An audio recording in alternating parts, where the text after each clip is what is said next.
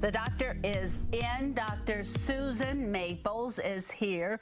She is the author of the book, Brave Parent, Raising Healthy, Happy Kids Against All Odds in Today's World. Dr. Maples, I tell you what, when I was growing up, and it's kind of a joke now, you know, we used to eat dirt. It's true, we did.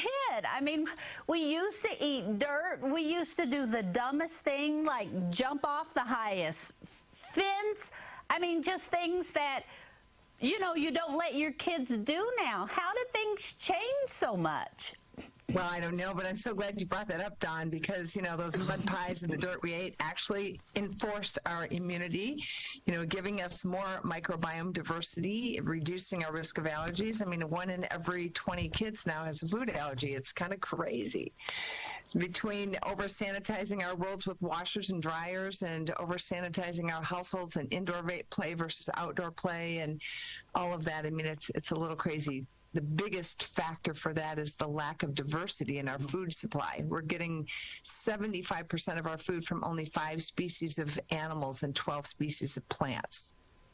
So, okay, I'm going to go home and give my grandkids then a spoonful of dirt. Let's just go. Just let them play outside, right? Play anywhere except in animal feces. That's what we want. We want exposure to nature. That's part of it. And that's a good thing to focus on over the break is playtime. Getting kids away from tablets and toys and outdoors, even doing things together outdoors, no matter what the weather. No such thing as too cold, just not enough clothes. So dress them up, get them out there, and play with them. That would be fun. Yeah, that's just like impossible because most kids, you know, have their heads down, thumbs going. It was amazing to me because I was talking to my niece and maybe this wasn't good, but it was something to me. We were going to give the baby, I know this is terrible, but this is what we did.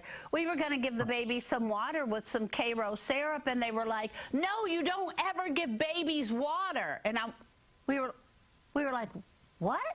You don't give, and they were like, not before 1 year old. We were like, who's making these rules up? It's just like everything has changed. So let's talk about your book, Be Brave. I know you have some tips. Like, you got to have kids on a routine. Like, you can't let them make the rules. You got to have them on a routine. Why is that important? You know, just psychologically, kids need structure. Even when they're pushing back, they identify with structure. Some kids more than others, but especially they need sleep time. Sleep time is robbed in today's world. Did you know that 37% of ADHD is misdiagnosed? It's really a sleep deficit, either from lack of sleep, you know, sleep hygiene, or a sleep-related breathing disorder where they might have enough time in bed, but not quality sleep. And what do we do when we diagnose with ADHD? We put them on uppers, right? A stimulant like Ritalin or Adderall. And that in itself helps interrupt sleep. So, you know, it's been frustrating to look at. But yes, routines are good for kids. You know, they're home on break and we get them so off kilter, but it's really good to, you know, if you put them to bed late, that doesn't mean they're just going to sleep in. Most kids have a wake up time, and they're going to wake up and be a little more cranky and a little bit more scattered and a little bit more, their thoughts are kind of, you know, this is sleep deprivation looks like ADHD, looks like hyperactive attention deficit disorder. And even though school is getting ready to you know, be off, and I know this is going to be hard for mom and dad, go ahead and get them up. Even though they don't have to go to school, go ahead and get them up.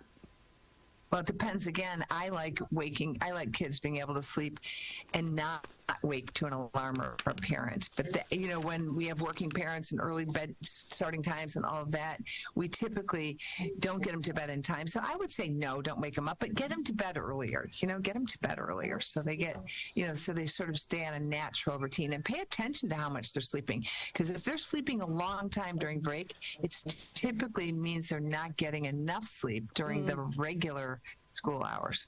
All right. And sugar, a no-no, right? Unbelievable. We're eating 22 to 40 teaspoons of sugar again. And Dawn, you mentioned a day, I should say, 22 to 40 teaspoons of sugar a day per person. And it's sprinkled into everything, even where you don't taste it. Why? Because it drives food consumption. Yes, it does. It messes with our hunger hormones. And I don't know if you know this, but about a quarter of all kids today have non-alcoholic fatty liver disease, having never tasted a drop of alcohol, because all of that fructose from the high fructose corn syrup gets processed through the liver.